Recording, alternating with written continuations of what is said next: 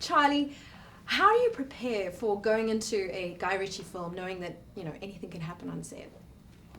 Just try to do your homework as you would any other film and be prepared that you're going to have to throw it all out of the window and go back to the drawing board and trust Guy. You know, when he throws the level of curveball that Guy is capable of throwing at you, there's nothing to be done in that moment other than to completely trust him and surrender to the process. And so, you know, you have to really like a filmmaker to give him that much trust, you know, and I think that I do like Guy enough. We'll see. I haven't seen the film yet, but hopefully that wasn't misplaced trust. And you, Hugh? Yeah, it was the same answer, really. Just be ready for landmines.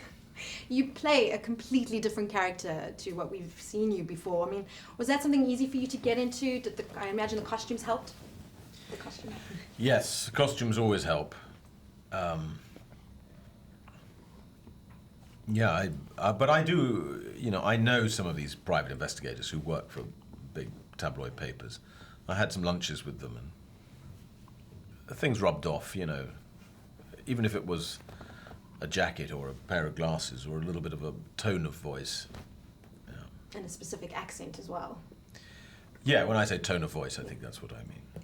And learning the lines for a Guy Ritchie film, I mean, how do you prepare for that, knowing that you can't just say them anyway, I guess? I mean, there's very colourful lines of dialogue.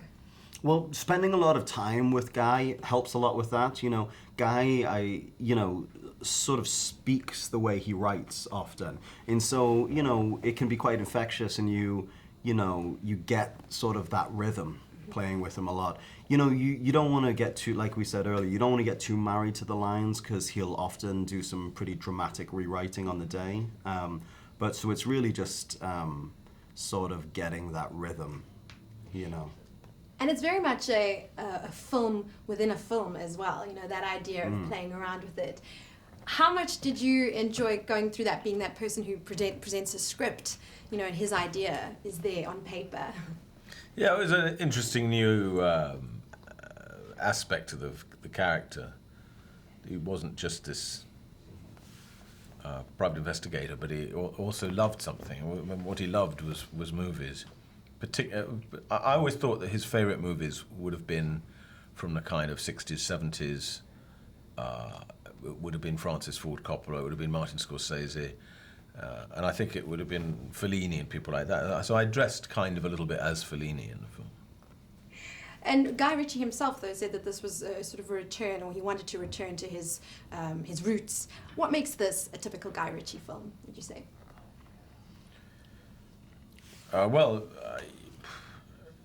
You know, for whatever reason, I don't really know why Guy makes films about London gangsters. Why does Guy make films about London gangsters? I think he's fascinated by it. I think that it was something in his childhood that's a grand departure from actually the experience he had of growing up. But like for some reason that like specifically London, but like underworld and criminality just seemed like a flame that he was a moth to. He loves it. He likes talking about these things, and he really is a gentleman. He doesn't live that sort of lifestyle or associate with those type of people. It doesn't seem like in his real life, but in terms of just something that captures his imagination and is a world that he wants to keep exploring in his movies, it seems to not have waned at all. It just seems like he's really just turned on by setting stories, you know, against that backdrop. Well, it's a lot of fun, so thank you so much. Really enjoyed that.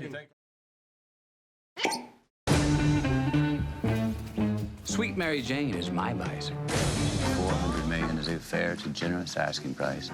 マリファナ王の引退を合図に群がり始める一流のワルたち。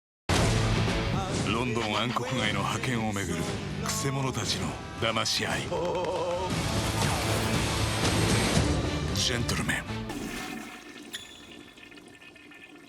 I forgot to wash my hands.